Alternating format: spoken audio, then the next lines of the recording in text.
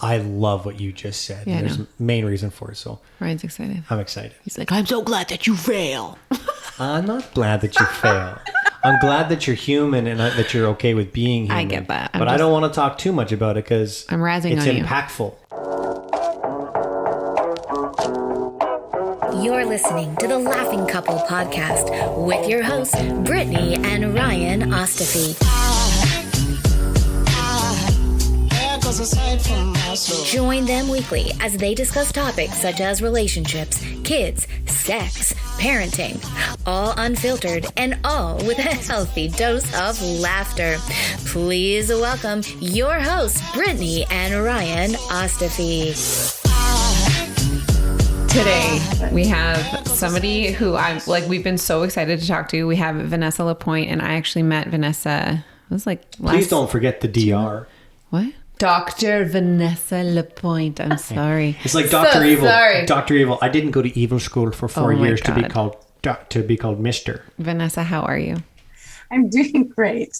How are you guys doing? Oh, fabulous. We're great. Vanessa and I met at an event like a month, 2 months. I honestly can't tell time. I can't tell time. No, we cannot. We can no longer tell time here. The minute that I was like talking to you, I was like, I want to talk to her more. Like, you know, when you just like connect with somebody, I felt that with you. And I was like, I'm going to be so creepy. I'm going to message her on Instagram. I loved it. You are so lovely. Okay. So what we're going to do is, before we get into the good stuff, could you just give our listeners just a quick edification, who you are, what you do, and then we'll get into all of our burning questions. Tons of them. Sure. So I am a registered psychologist. I work with primarily parents, usually around, challenging behaviors and sometimes mental health issues with their kiddos from infant on up to young adult. And outside of all of that, I'm also a mom. And, humbly, with every perfectly dyed gray hair on my head, attempt to walk my talk on a daily basis. And sometimes I land and sometimes I mess it up horribly. I love that. I'm going to talk about that in a second because we're going to get through the I love you and you're annoying part of this. But I love what you just said. Yeah, There's a main reason for it. So Ryan's excited. I'm excited. He's like, I'm so glad that you fail. I'm not glad that you fail. I'm glad that you're human and that you're okay with being human. I get that. But I don't want to talk too much about it because I'm razzing it's on you. impactful. Okay, let's get to what is, I literally just described this to you, but can you give us one thing that your partner does that just absolutely drives you bonkers? So I am married second time around to the loveliest human in the land. I will preface this with that. Right. I am the kind of person that doesn't really sit still. So I like to be moving and going and doing. Yeah. And David, bless his soul, is one of the most inert humans that you have ever met. Right. He likes to say that he does nothing and he does it very well. Wow. And it actually makes me mental. The idea of sitting in one spot, and it's not an hour. Yes. It could be 12 hours. Right. That's right. It's a lot. You are describing my father. Yeah, 100%. He is. And he's so proud of it too. My dad is like, wow, that was a busy day. What did you do? Right?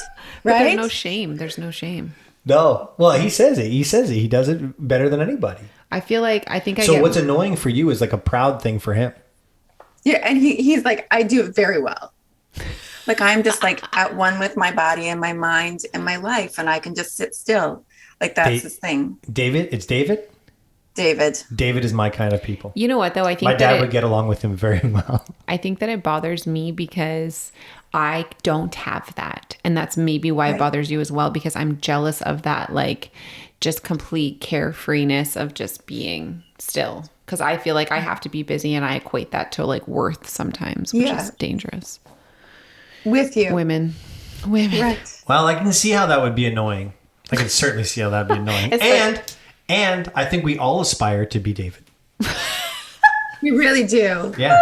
All of us want to sort of awaken our inner David and just let it shine. Wake up, do a little, what are those ayahuasca trips with your buddies? What? And just become David. Yeah. That sounds great. I love it. Minus the ayahuasca. I think that's a little dangerous. But hey, we're not here for some about that. So really quickly, I love what you just touched on. I was going to bring it up. You brought it up before I did. So much of this podcast, we get so many experts on here that are providing a ton of content, a ton of information for our community and for the two of us. And sometimes it's a little overwhelming because you have access to so many tools, but it doesn't correlate to the fact that hey, I got access to these tools, I'm a good parent. Mm-hmm. Right. Or I've got access to these tools, I'm a good spouse. So I love the fact that as a doctor, as a professional, as someone who lives and embodies this stuff, the one thing you're most proud about and the one thing you touched on is that you are a parent first. And sometimes you get it wrong. Yeah. That is the coolest way to start a podcast with a doctor who is an expert in the field that we're all trying to aspire to be better at. Fail better next time, right? I think we only teach what we have to learn. And I feel like if I had, arrived in my journey as a parent and I was like, yeah, like I know all the things, I have it all figured out, that you should not trust me. You should not want to talk to me about child raising and parenting and any of the things because I wouldn't have grappled with it. And it's only when we're, in the dark of it that we start to make sense of the light of it. And it's, I feel good about the mothering that I've done to this point. And oh my gosh, there have been so many missteps and so many challenges, and it has not been a straight line. And I think when we keep it real like that, it allows for all of us to see that there is hope in this. Right. Now, you had your education before your child. So did you come into it as a parent thinking, I've got this under control, and then pop, it doesn't really come out like that? Kidding. But like pop, awakening. And then was there a, I would say more of a relatedness that you had, a connection that you had with your patients after the fact? 100%. So I actually found out that I was pregnant at the end of my first year of my doctoral program. I had not intended to be pregnant. Busy. Yeah. So a little surprise. And I was on scholarship and the clock was running. And if I stopped the clock, it meant that I would lose out on my various scholarships. So I decided that I would stay on the clock, take a year off to be home with my babe, and then go back and finish the program in 2 years instead of 3, which I did. And I was exhausted.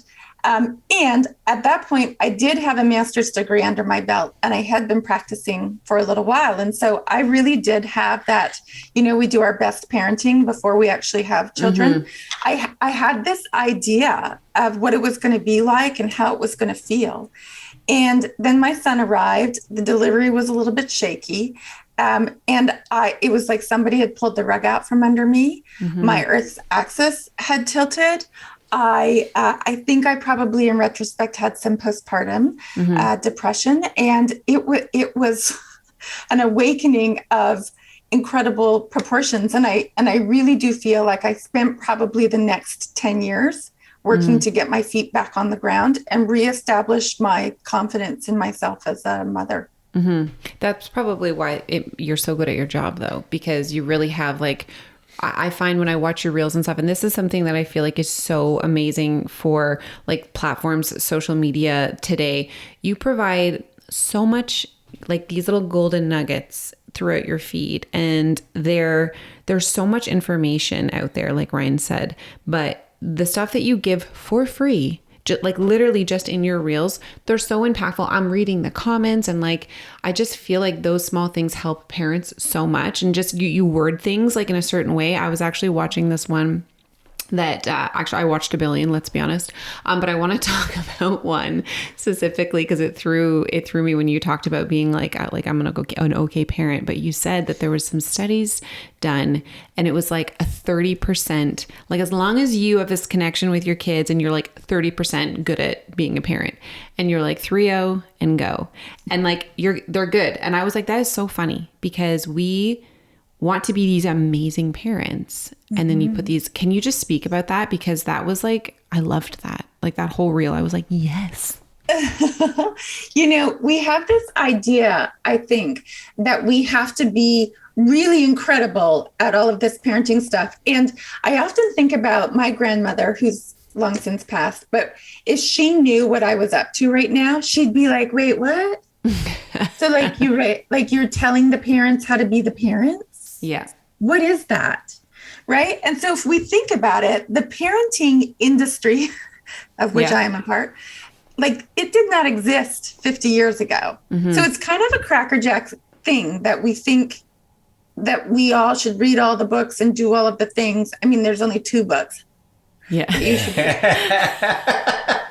She was winking if you guys can What are the names of those 2 books? We're very curious. So it's interesting that we, with the advent of the parenting industry, we've actually like twisted ourselves into trying to be these perfect parents. And along the way have ended up surrendering our power to parent our children. Like we think all the time we're doing it all wrong because Dr. So-and-so and Dr. So-and-so and Dr. So-and-so, have said, do it this way, do it that way. You should be an attachment parent. No, you should be a this parent, whatever it is. And so we surrender our alpha as parents, which our children need for us to have on board. And I think that we end up being less confident, less inspired, less full of swagger than we would have had we not read the books in the first place. And so the idea is Dr. Tronick, Edward Tronick, is a researcher out of Harvard, and he developed a paradigm for looking at social relationships between parents and their children using something called the still face paradigm. And he has studied this in thousands and thousands and thousands and thousands and thousands of parents and their babies.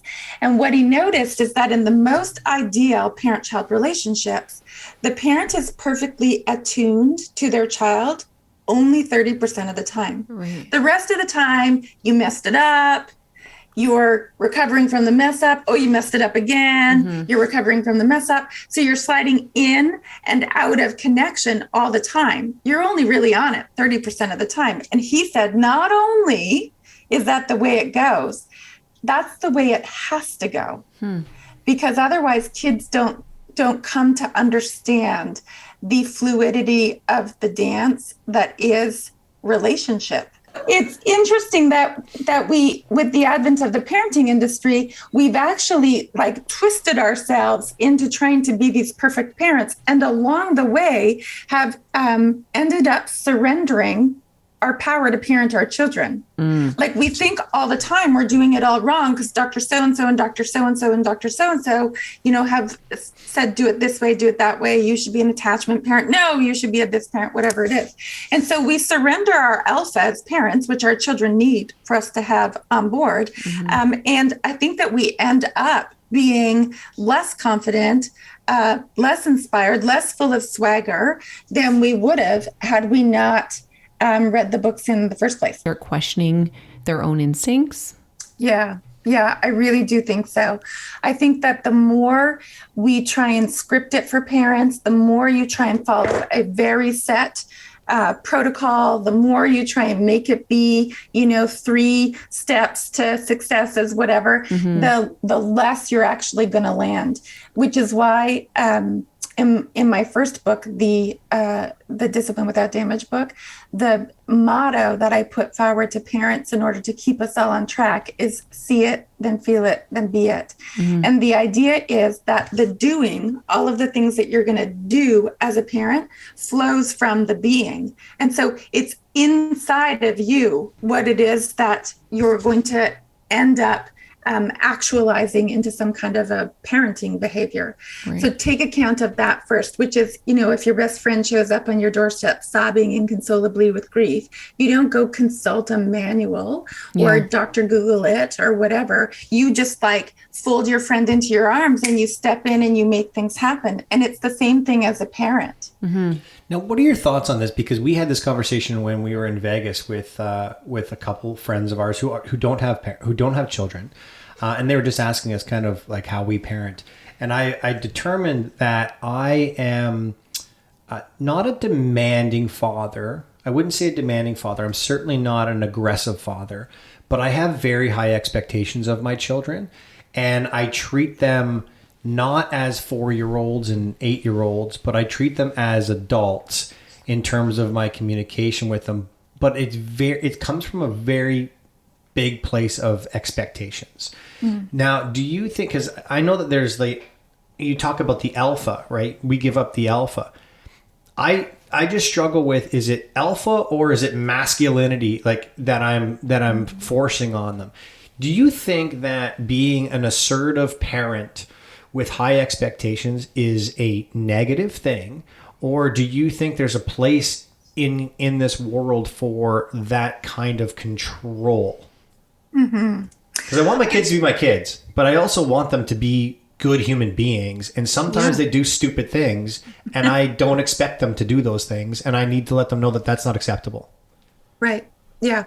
It's interesting because I think one of the other things that has happened, and it might sound curious coming from me, given that I am a gentle, conscious, attachment parenting kind of advocate.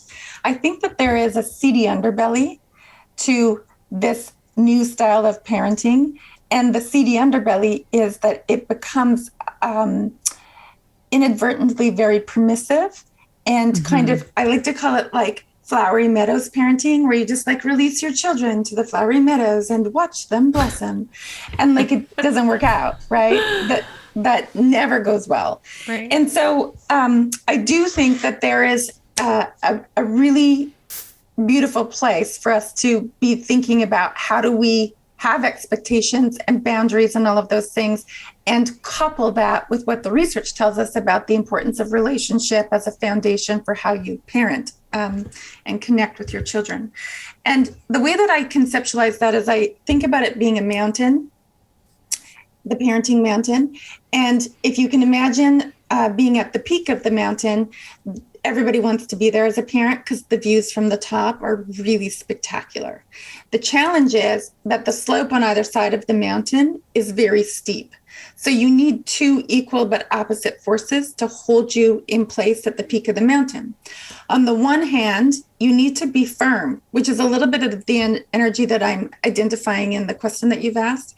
You need to be firm and have rules and norms and boundaries and guidelines and expectations and all those kinds of things. On the other hand, you need to, at the same time, be equally intense about being kind. So it's being firm and being kind. And the kind side of the mountain is about putting the bar where your kids can jump, not too high so that they're falling on their face all the time, but not too low so that they never have a chance to kind of get into their stretch zone and really figure out who they are and how it all works. That you respond with compassion when things go sideways, either, because they drop the ball, they misbehave, they do something stupid, that you respond with compassion. That's the kind side. And that you reinforce the boundary. That's the firm side. In an ideal world, all of us parents would embody that in every moment at the same time, being equally balanced. The reality is, and I'd be interested to hear about it in you guys as a couple, most of us have a default side.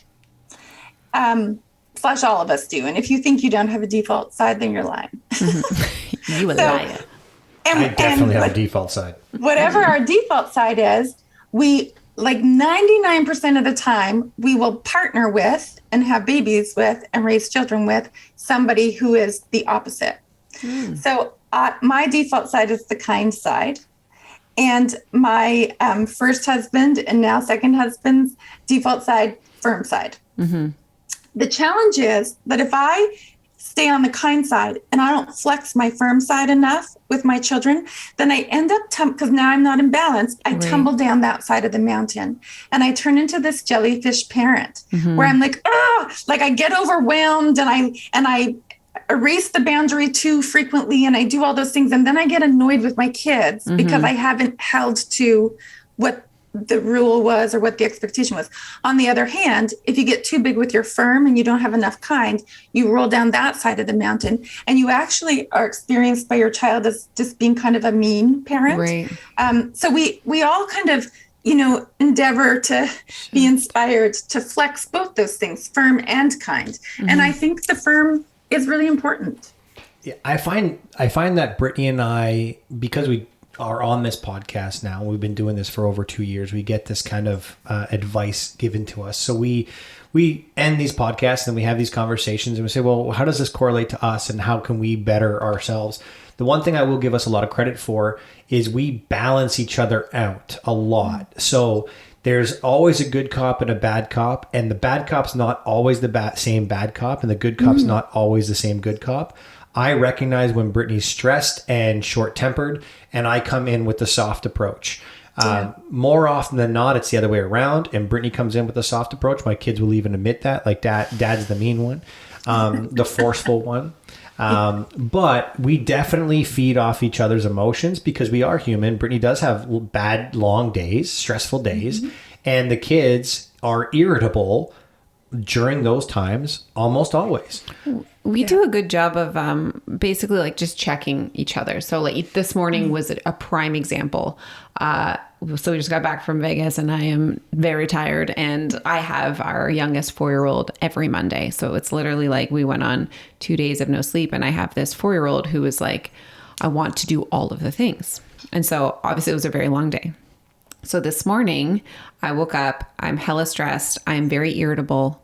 The kids are literally doing nothing wrong. They're just like being children and they're annoying. And so it was a lot. And I was like, can you, like, I snapped. And I didn't, like, me snapping is just being like, I need a minute. Like, enough, like, enough. I know it's my mom voice.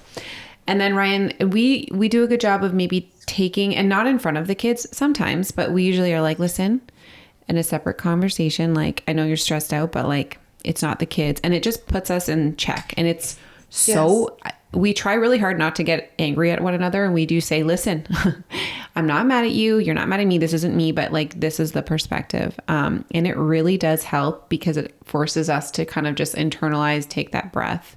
But you're right. It's having that balance so that you aren't perceived as this doormat or this scary figure.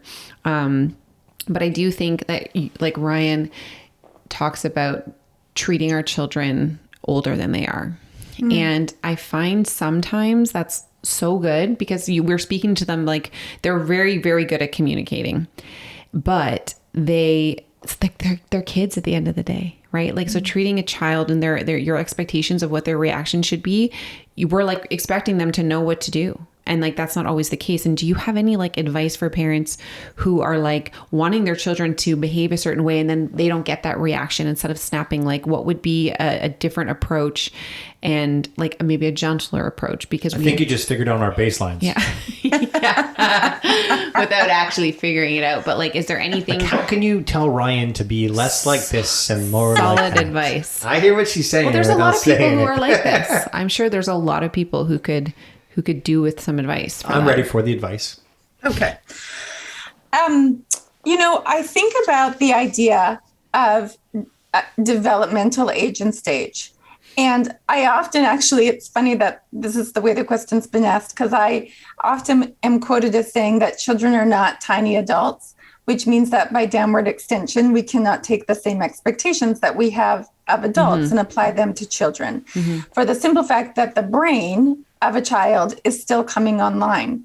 The frontal and prefrontal cortical regions, sort of down and in and under the forehead area, are the last part of the brain to come online that control, for example, a lot of the the pieces around self-regulation. So being able to manage your emotions, being able to settle yourself when you're getting frustrated about something, being able to navigate a social interaction where you have to share, all of those kinds of things. You're just not capable of doing that individually and independently when you're really young. You become more capable around those things as you grow and as you age. So on the one hand, we do need to align our expectations with the developmental stage of the child. Otherwise, the child has this ongoing experience of failure where they're just never able to meet the expectation. Having said that, we have to be careful when we are aligning our expectations with the child's current stage of development to not undersell it. There's this thing called, in learning theory, called the zone of proximal development. Ooh, fancy. I know, right? Pull that one out at your next cocktail party. You're welcome. Consider us experts. The zone of proximal development is, if this is my current level and I want to grow, then we want to actually put the expectation just a little bit above the current level. And the space between current level and where we want to grow to becomes the zone of proximal development. So as parents, as teachers, as caregivers, we want to always be creating that zone for our kids. That, there's the comfort zone, and then there's the stretch zone, then there's the panic zone. We want to keep kids out of the panic zone. We want to have them spending a decent amount of time in the comfort zone. And we also want them to be dabbling in the stretch zone so that they get an experience of that they can see themselves as capable of taking on something challenging, new, different, and landing it. I love it. Okay, so I was watching your videos because Brittany had this unbelievable connection with you, and I felt like I was going to be left out of this podcast. So I started watching a lot of your videos so that I could feel the same connection that she had. And one of the videos you said, and I want to be careful because at the beginning of this podcast, you said it's not the 3 steps to parenting, and we don't want to get stuck in that. But you do have a 3-step parenting process. Umbrella.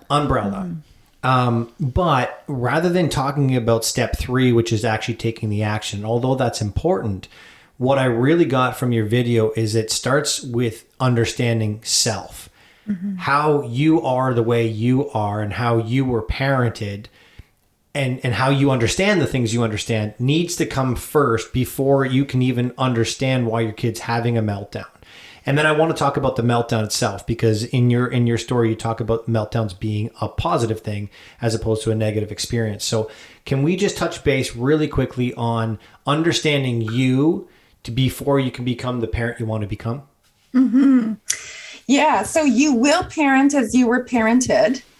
It's a cold, hard truth. And the environment in which you were raised formed your mind. That mind is now forming the environment around you in which your children live. So that's the inherent connection to self. And we always have to come back to that foundation.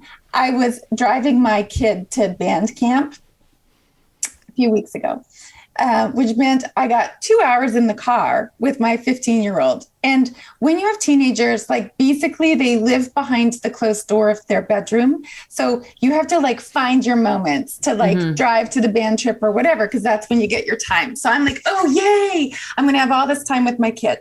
So we get in the car, we start driving. And, I say something about how was school today, or some, mom question. And my son's like, yeah, it was fine. Are you okay if I put my AirPods in? I'm like, what? And there's this feeling that bubbles up in me. And I am incomprehensibly enraged at the idea that, I have taken time out of my life to drive you to, this hellfire and gun place to go to band camp because you couldn't be on the bus because you wanted to play the rugby game. I did all these things and now you don't even want to talk to me. Yeah. So this is all inside voice, and I'm having this reaction. And then I think to myself, Vanessa, this is the wrong time to say anything to your kid. You need to take a minute. I was like, go ahead and put your music in. And you're just crying beside him. Right? Like, I gave you life. You don't even want to talk to me. Have you seen the price of gas? Yeah. Right? I took out a new mortgage on the house my to make God. this do for you. So then I go inside and I think, okay, what's actually going on? What are the feelings? Well, I'm feeling rejected. I'm feeling less than. Maybe I'm feeling a little abandoned. Maybe I'm feeling a little not good enough. So did my kid give me those feelings, or have I had those feelings before? And have they just followed me through my lifetime to present day in order to only to be reawakened because my kid now doesn't want to talk to me on this car trip? So what I'm feeling has nothing to do with my kid. It has everything to do with my life experiences, and I get to say hello to that. So I just sit with that. And sometimes even just knowing that, like, he didn't make me feel that. Nobody can make me feel anything. Viktor Frankl, between stimulus and response, there is a space. Right. And in that space is our power to choose. We get to choose how we're going to take this forward. So I breathe into it for a little bit. And then, invariably, he pushes pause. He's like, oh, hey, Mom, did I tell you what happened to Mr. Weber at school yesterday? And I was like, where were you 5 minutes ago when I was about to freak my shizzle all over you because you were not wanting to talk with me? Right. And so it is, realizing that we have to check in with ourselves. Anytime we're having a big reaction to our children, we think it's because of how they're behaving, but really it's coming from somewhere within us. And if we are, in our stuff about our children's behavior, we aren't going to be able to feel for our child what's going on for them. And if we can't feel for them what it is that's happening behind the behavior, it's going to put us in a really challenging spot to know how to wisely and capably step in and care for whatever it is that's going down with them. So you've got to grow you in order to grow them.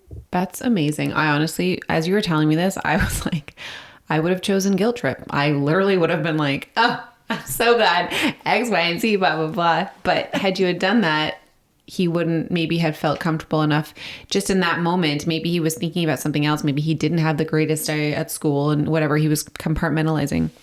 So I love that. And I want to just touch base on a very quick conversation that you and I had at the Dove event. And you were talking, because I think somebody asked you, like, how do you stay connected with your child, especially a teenager? Like, we have an 8-year-old going on 18, and like, Jesus, take the wheel. We are very nervous. She's a wonderful child, but she's a girl. So and she's a girl. Yeah, and she's a girl.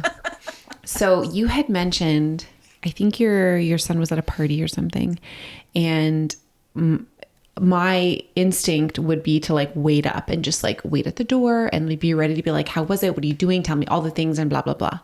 Can you share, I don't even know if you remember this, but what you do, I think you were like, I'm awake. Like my son comes home and I'm either watching TV, I'm reading a book. And then what happens when you don't push? Can you share that story? Because I was like, that's amazing. I think it's, so I try to just be available. Yes. And David once said, it's kind of like you have to show up for work, even if you're not put to work. That's what it is to be a parent of a teenager. And so my job as mom to 2 teenage boys in the evenings is just to be around. I'm in the kitchen or I'm in the living room. And that's one particular night, I think the night that you're referencing, my son had been out at a party and he comes home and I'm sitting on the living room couch and he walks in to say, hey, and he realizes, I think what it is, the house is quiet. And I'm right there and available to him. Nobody else is around. He just sits down on the step and starts to talk. And I hear all about all of the things because I made space and created an invitation in that space for him to step in. There are other times when he's like, whoop, right up the stairs to bed. And then that's fine too. But it's the idea of continuing to be available to the conversations.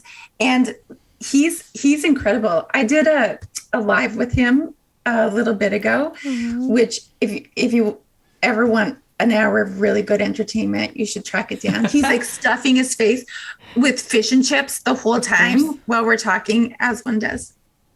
And we talked a lot about our relationship and how it is that I have parented. He's 18 now. So, he was offering his 18-year-old insights and all of that. And we have this beautiful relationship. I have always moved at the speed of trust with him, which means, I've kind of just matched my expectations to sort of where he's at. And I've never had to have a lot of rules for him because we just go on trust. And that is his currency with me, and he endeavors to deliver. I love that. And I think for me, I think it's going to be a matter of, if I'm thinking about this and it's a matter of not expecting, if I'm throwing out an invitation to speak to Riley or our son Cooper when they're older, it's not being deterred or upset that they don't want to speak on my timeline, right? It always show up with that invitation, regardless of if it was received during that time, doesn't mean that it's not going to be received later. If you just stop, they're going to be like, what the hell? We all are going through our own stuff, even kids. I just loved that story so much. I was like, I'm going to do that. I'm going to do that when she's older. And I'm going to be like, Vanessa told me to sit here. And it'd be lovely. Yeah. I think about my parents, and particularly my father, because my father was a very fatherly figure in terms of how I parent is probably a reflection of his parenting. He was a scary dude for a lot of people, but he was always available. And my dad used to always say to us, no matter where you are, no matter what you're doing, if you can't get home safely, you call me and I will be there for you. I might not be happy, but I will be there for you.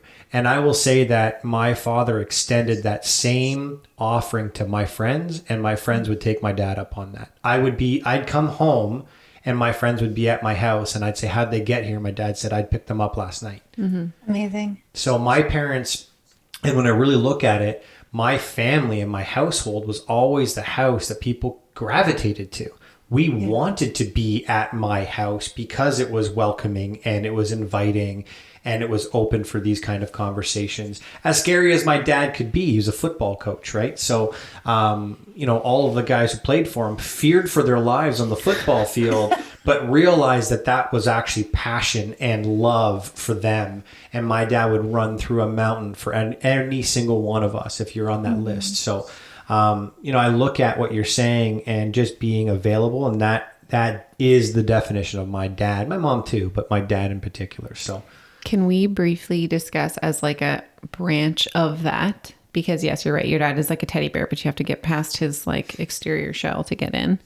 Can we talk about, you speak specifically about emotions in boys, and this whole conversation is so interesting to me, and how basically from birth, boys are meant to be suppressing their emotions and not being as sensitive. And I was just when I was listening to this stuff, I was like, this is so true. And then all of a sudden later in life, they express their emotions, but they're so big because they weren't allowed to have them. Can you talk a little bit about that and how we can kind of nurture our boys? There's some really interesting research looking at emotionality and sensitivity in boys compared to girls. And it appears that boys are actually more sensitive than girls when they're little. And the way that we socialize them is suck it up, buttercup. You got to take it on the chin. Don't cry like a girl, What did your dad all of say those kinds of things. my dad called me a pussy. When he was young. Right. And that was just normal. Heard what Betty White said about pussies, right? I do. And I later in life said, see, Dad, it pays to be a pussy. That's right. So there's this whole socialization around, how boys are treated. And I liken it to if you were to take a beach ball and push it underwater and push it underwater and push it further underwater and push it further underwater, eventually what's going to happen is that beach ball is going to come exploding through the surface. And that's what happens to a lot of our little boys. They get shut down emotionally because of how they are responded to and socialized. And then they become grown-ups who have a really hard time regulating their emotion and often struggle with things like explosive anger and all of that kind of stuff. And so I think that it bears us being very curious about the needs of all of our children, boys and girls, and accepting that emotions are part of what it is to be a human, allowing for those emotions like a wave to be expressed is what allows them to keep moving and not get stuck. And if we could do that for all of our kids, then they have a way better shot at being healthy grown-ups, capable of loving relationships and all those good things. Can you do us a favor and just talk about, you have a workshop or a course, right? Workshop, podcast, two books. We want to talk about them. We want you to pitch them really quickly, because if anyone's listening to this podcast, and there are people listening to this podcast, we might be up to 18 men now. I'm guaranteeing that there are so many golden nuggets in this conversation. They're going to want more. For sure. Awesome.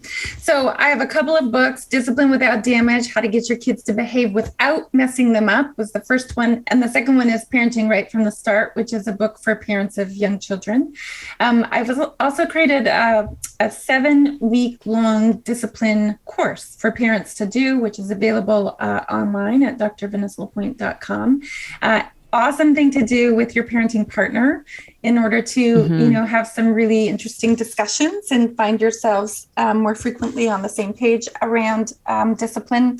And we've launched the Dr. Vanessa membership platform. So that's where all the interviews that I do with interesting people are housed, and you get access to workshops and a whole bunch of other things in our little online community. Perfect. Can people take the parenting workshop course like whenever, or is it like a structured from this day to this day? It's whenever. So it's at your pace and on your schedule. It's set up to be a 7-week kind of course, but you can do it whenever you love. Perfect. Unbelievable. Can you also just link your socials for us so people can find you? So Instagram is Dr. Vanessa Lapointe, Dr. Vanessa Lapointe. Perfect.